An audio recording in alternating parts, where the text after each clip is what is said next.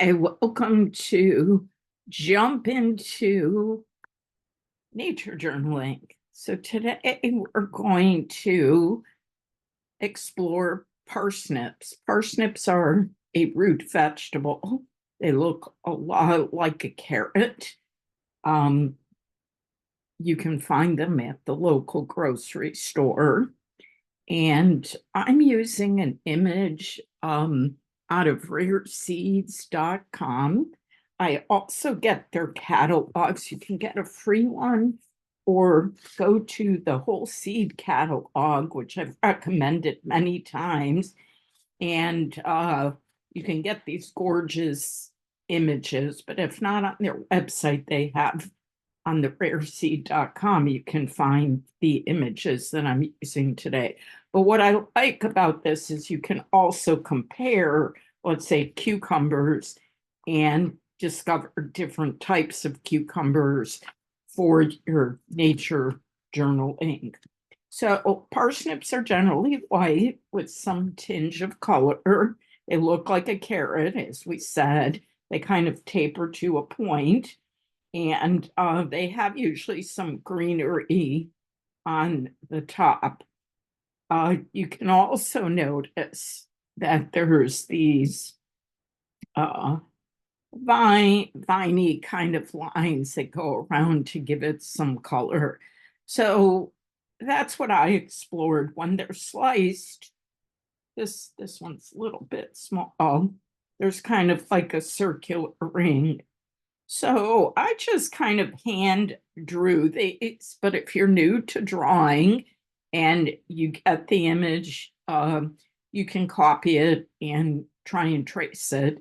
I find that tracing when you're a beginner really helps you put things into proportion. If we were out in the field and looking at it, we wouldn't be doing that. Um, I kind of put it in a circle so it's easier for you to see. I kind of made a composition. If you're looking at the different pieces on this particular image, you can rearrange them differently. You could go to the local grocery store and buy some loose parsnips. Sometimes they come in a bag, and they're wonderful for cooking in soup, especially like a chicken soup. I love to put parsnips in when they're cooked. They're really yummy. So let's observe uh, what we see about the parsnip. So we know it's a root vegetable. It's wider at the top. It kind of has this dark edge in here with kind of burnt sienna or dark kind of lines veining it, and a deeper tone here. Here it seems to be tinged. Because I'm using tone paper, a white or an off-white mix would be really good. And I think I'm going to use Gouache paints, which is a opaque watercolor. And this is my little set. They're kind of pastel colors, but you can take any watercolor and add a white gouache to it and make it into a lighter pastel. If you want deep colors like my 6 tubes, you can buy those in gouache, or you can buy different brands. I do like the M. Graham paints for my watercolors. So I'm using Velvet Touch round brush, which has a really good, it's a size 8. And I'm going to start off by wetting my gouache. And I think I'm just going to paint it white because of the tinge on the background. So I'm just going to paint this in, and I can follow the paintbrush kind of in a curvy way because that's the contour of this vegetable. So if you add a lot of water and don't keep the gouache full of pigment, it will be thinner. So this kind of gives it some shadowing. It's a little dark where I'm painting. But it should be opaque so you can't see anything through it. As it gets down to the edge, it kind of becomes a little bit lighter. So I can pull that up. I can even lift out some of it with just water, and I can even just kind of blot it a little bit so it's a little bit less thick. The idea of nature journaling is to paint what you see. So if you look at the top here, you kind of see a little bit of shadow in there. And with that, when it dries, I can put a little bit of Paynes gray watercolor. I don't have it in gouache, but I can tint it. So let's paint this in, and then we can go back and work on it. Just because it's on the tone paper. Now, if you're using a white paper, you can either use the white of the paper, you could add a little bit of yellow ochre burnt sienna to the opaque white, or a really light glaze of that, just to kind of add some color to it. Now, for the circular cut up pieces of the parsnip, I'm going to take that gouache. So I'm just taking that gouache and I'm going to clean my brush and add just a little bit of that yellow ochre. It's actually a little bit too much yellow ochre, just to kind of tint it, because it does seem creamier to me. And I'm just gonna paint in these little discs. So when we slice them, they're discs, and obviously they're different sizes. So I made that part of my composition. You can pick and choose whatever you want out of the image. Hopefully you go to the store and get a bag of parsnip or a couple loose ones. And then when you're done, you can make some soup with them or roast them and eat them really good with just salt and pepper and a little oil baked in the oven. Okay, so now what do we notice? Okay, we notice that this edge is really dark. And if I put in this other parsnip from the other image, see, you can't see that.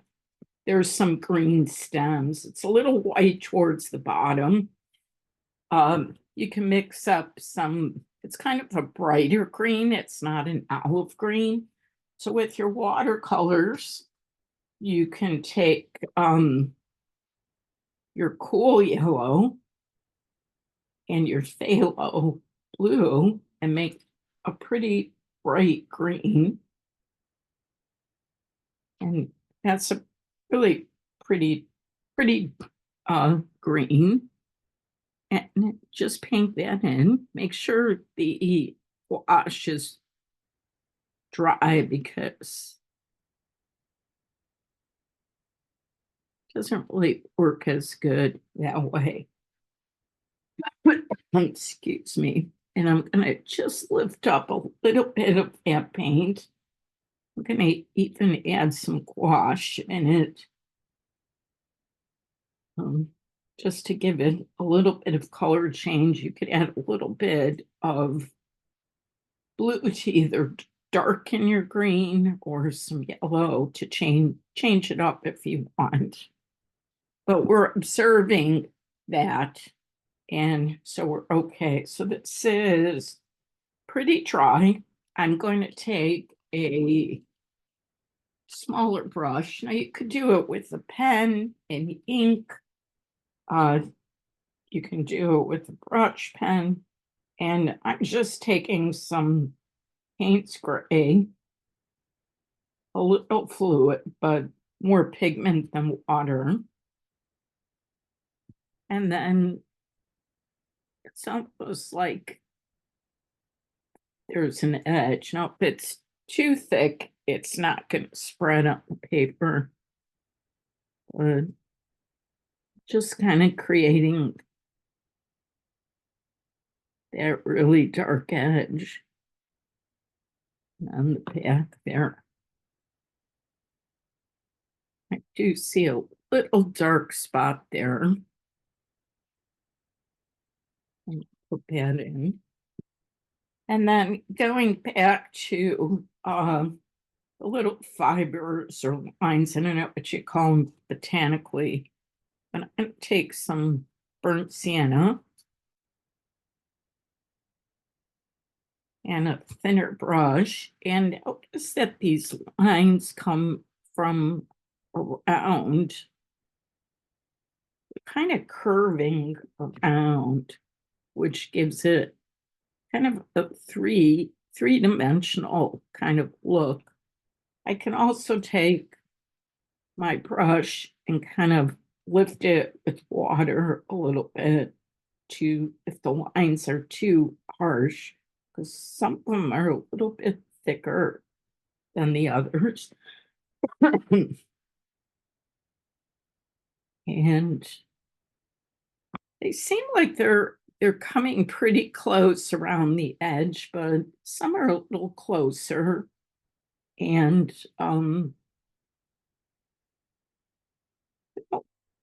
we don't want them too even, do we? Because then it doesn't look as real if it's a pattern.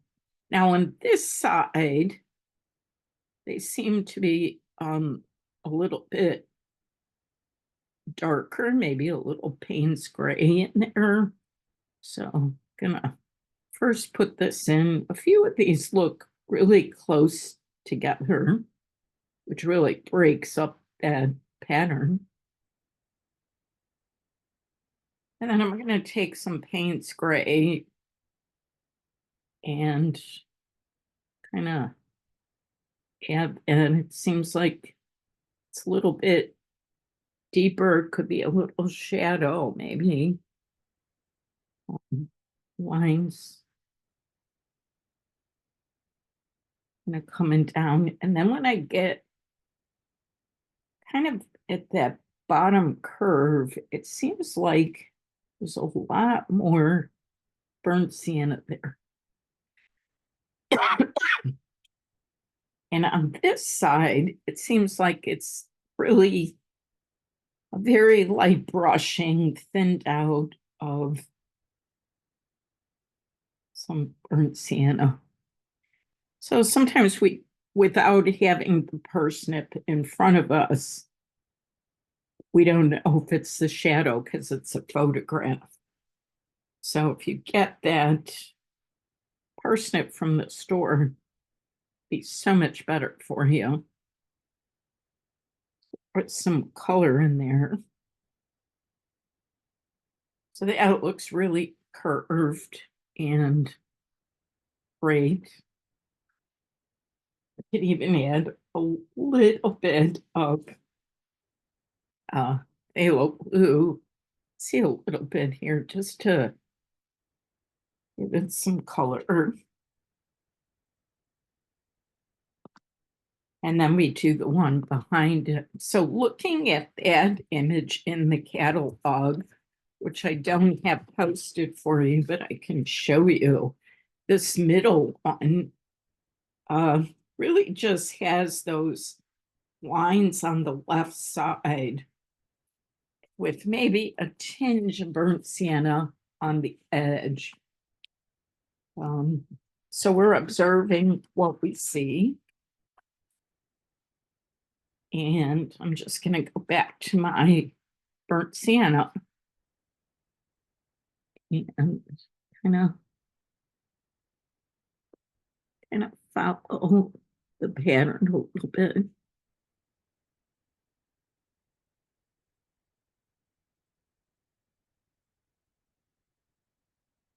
And as you notice, you might notice that they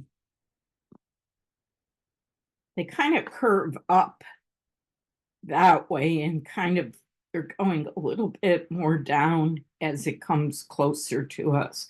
That's like a little trick we learn in painting sometimes. If we're painting tree limbs, I'll give that a little bit of color. Really needs a little bit more blue in that green. Oh, it's a little bit darker. I'm gonna mix up a little bit more blue in my original green, just to give it a little contrast.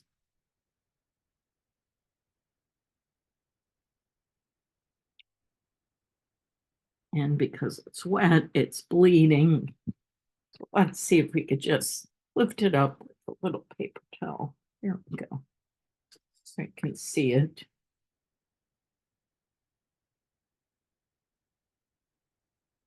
And we can put a little, was some white at the bottom of that.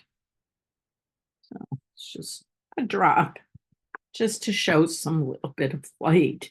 And now I need to, these are a little too light in color. I must have ran out of paint. So let's go ahead and repaint those.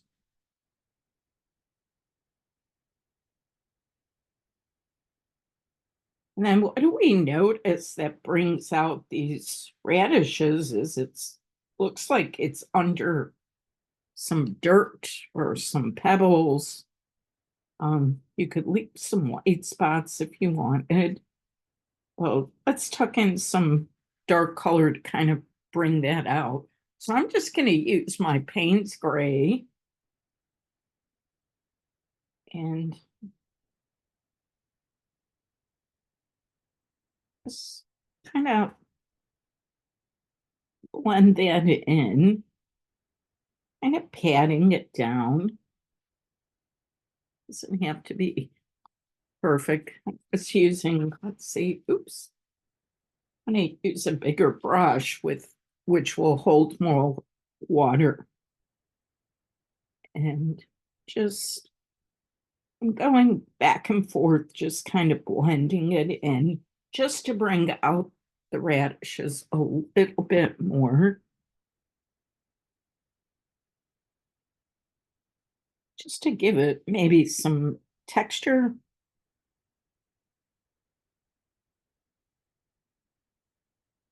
We won't study dirt today, but let's imply that something's under there.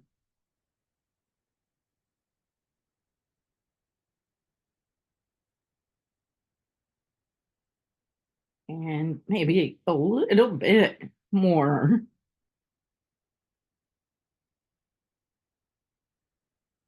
I just remembered I had another fun brush that, let's see if I can find it.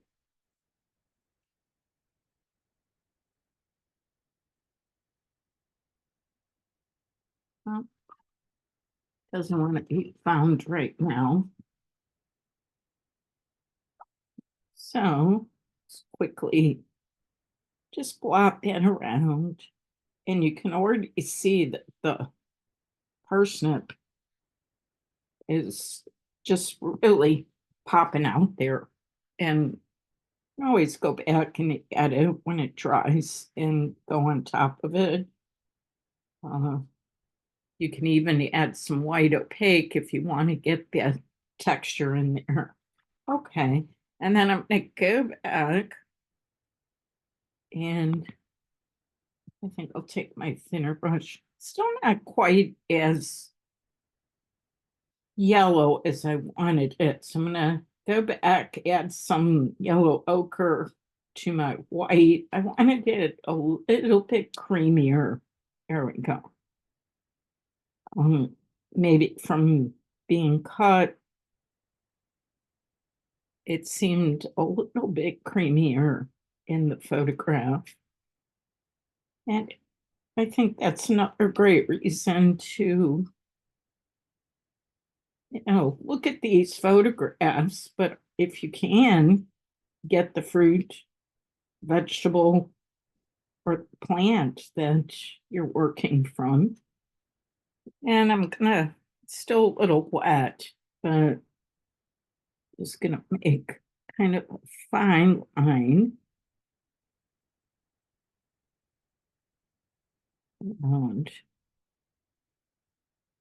And if it's too harsh of a line, that seems okay.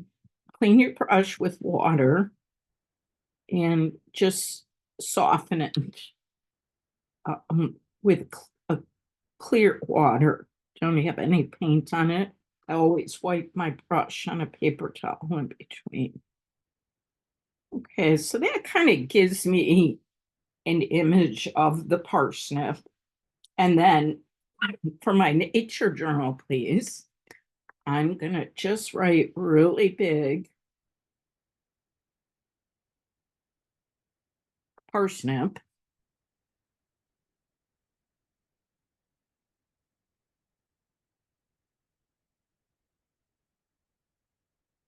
And I'm gonna kind of double line here.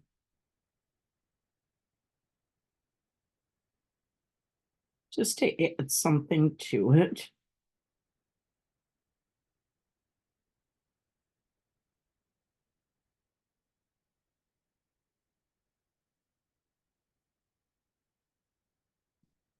Parsnip. And then if I, looking at the catalog, I know it's roots and we didn't really put any roots in. So that could be the white with the yellow ochre. Kind of coming out here. Maybe a little bit deeper with some burnt sienna. Let's see.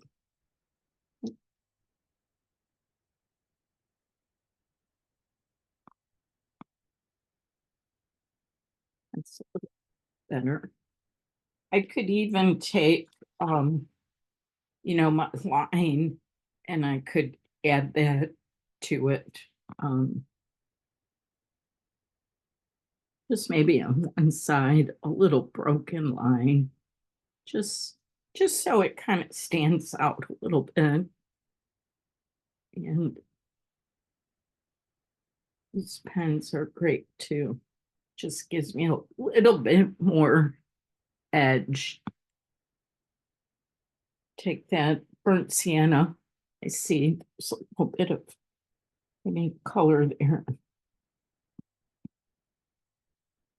And I can play with it more and more. So let's go back to the parsnip and add some things to it. So the scientific name is Pastinaka.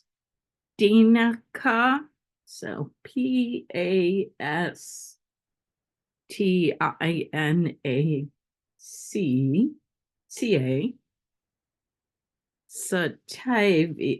Sativia. And it's a Northern European relative of the carrot. So relative of the carrot.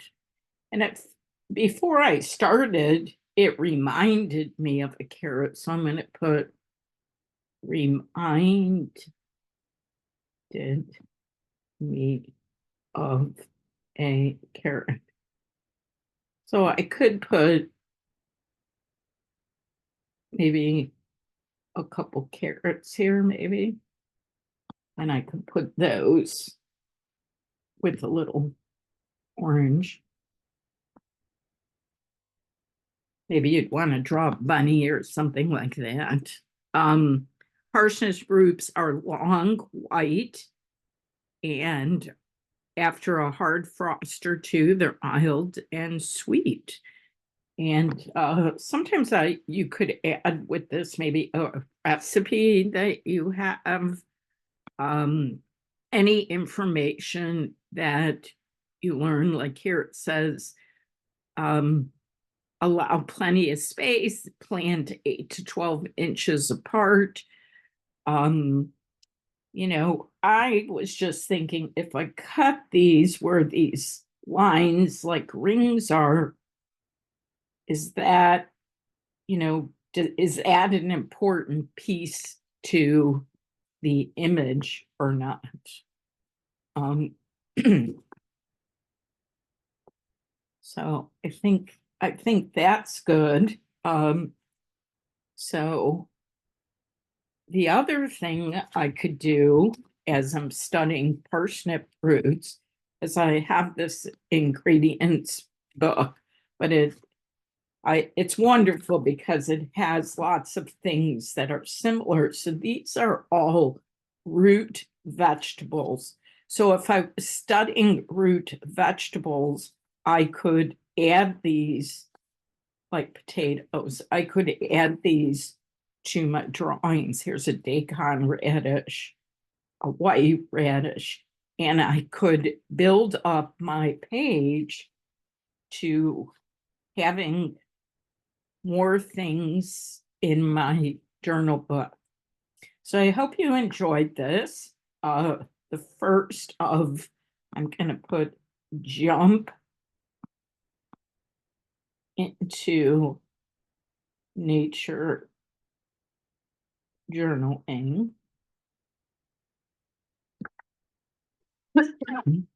And if you liked it or found this helpful, please like and follow me, and there'll be more of these little tips for you on how to nature journal, or at least how I do.